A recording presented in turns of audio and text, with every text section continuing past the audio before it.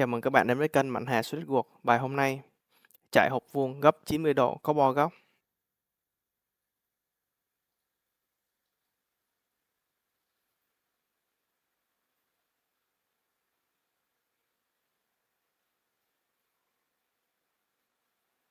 Chúng ta bắt đầu.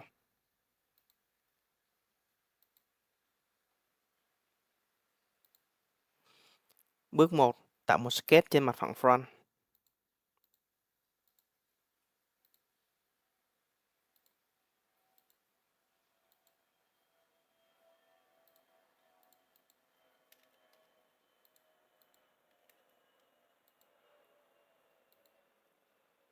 Bước 2. Tạo hộp vuông. Chọn tab Westman.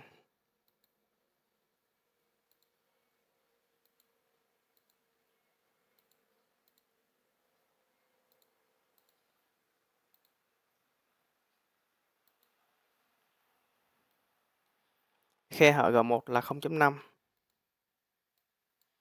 Chọn lại đường dẫn là điểm này.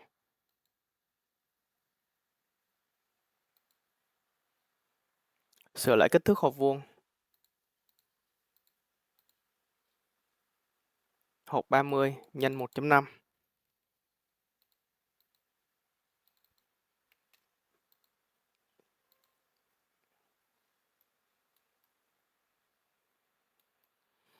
Bước số 3. Tạo sheet metal.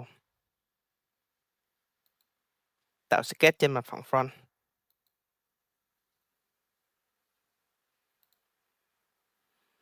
Convert lại sketch ban đầu.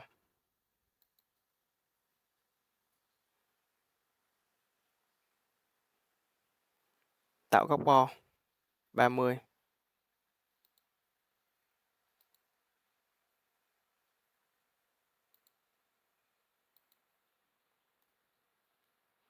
Chọn tab sheet metal.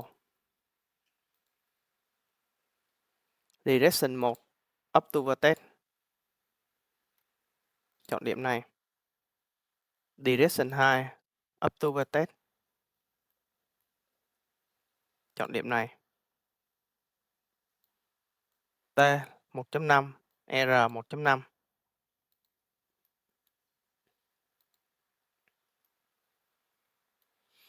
Bước số 4. Xử lý mô hình và combine. Tạo sketch trên mặt phẳng này.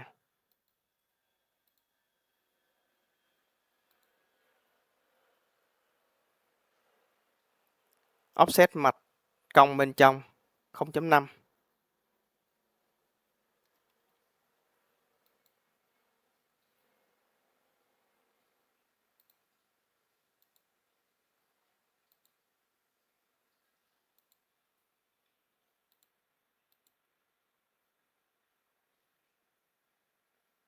Dùng lệnh Extrude Cut.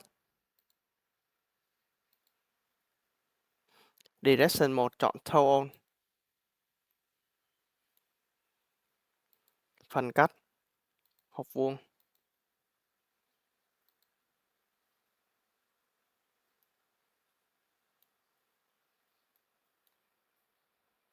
Chọn Insert, Feature, Combine.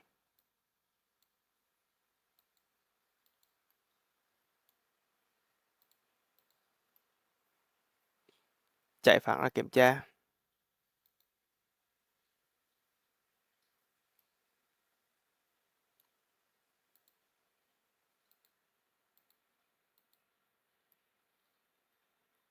Chọn mặt cố định là mặt này.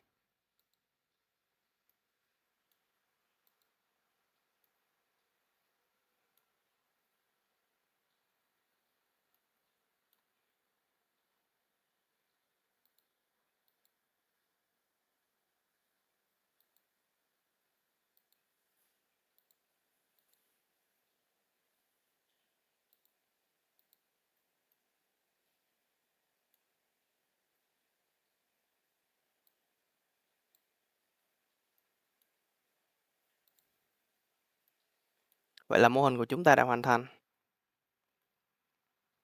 Bước cuối cùng, lưu file step và mô phỏng cắt.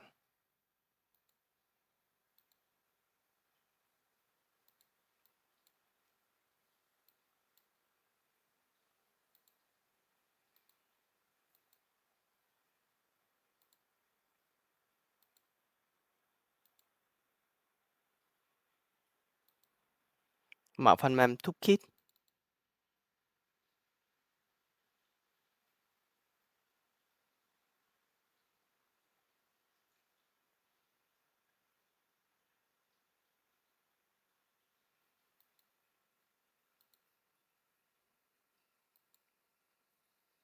Chọn file step vừa lưu.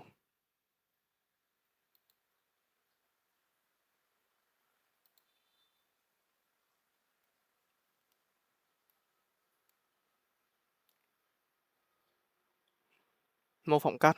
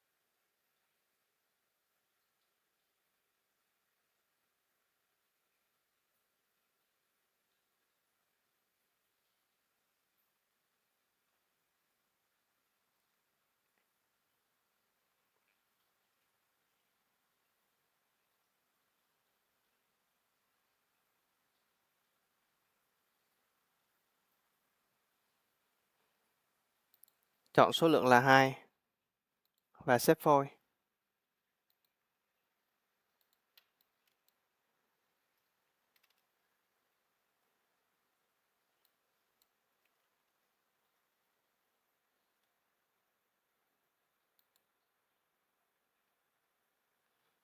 Xuất file CNC.